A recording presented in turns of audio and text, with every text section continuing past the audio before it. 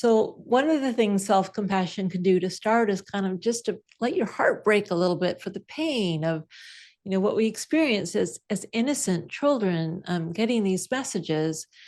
And so holding the pain of that, I think, is even before going to the step of trying to change them, just kind of, ouch, holding the pain of that, just like you might a little child in your arms, you know. So that's one place to start. And then, as you give yourself compassion for the pain of these beliefs, then what happens is we start to become less identified with them. So a lot of this has to do with the sense of safety. Okay, so the reason we believe these bad messages, as I'm sure you know, as children, is because we had to be safe. You couldn't say, like, if it's your mom, you couldn't say, "I'm sorry, mom, you are so off base." I mean, you can't say that. You have to believe your caregivers, right? Because it's not safe not to. So what can happen is these beliefs start becoming associated with a sense of safety. And that's why, even though we know it's not helpful to us, it's like, well, it's the devil we know, and it helps us feel safe, and it helps us feel like we have our place in the world. Mm-hmm.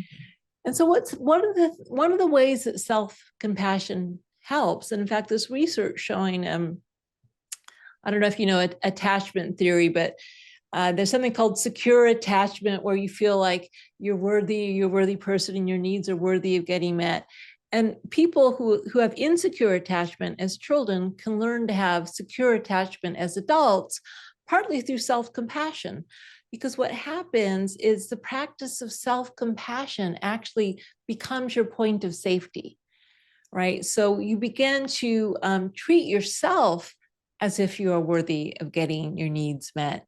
You begin to treat yourself in a caring, considerate way. Your security comes not from other people meeting your needs the way you want them to, because obviously they couldn't when you were young, and they might not be able to now. But you learn to rely on yourself, that you can be there for yourself. And once you really get that, once you know that, okay, I can be there for myself, I can have my own back, I can care for myself, I can love myself, I am worthy of being loved, then it starts creating that sense of safety that can replace, the older patterns of going to those beliefs for safety.